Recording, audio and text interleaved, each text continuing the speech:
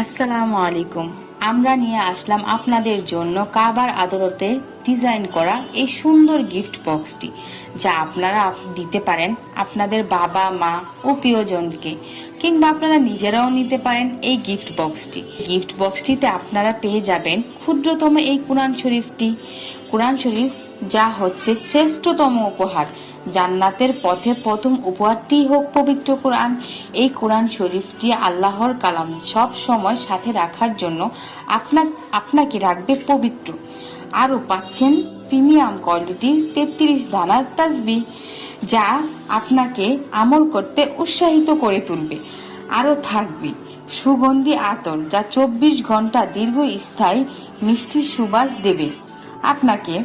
সাথে এই আমলের বইটি আপনার ঘরে নিয়ে আসুন কাবার পবিত্রতা।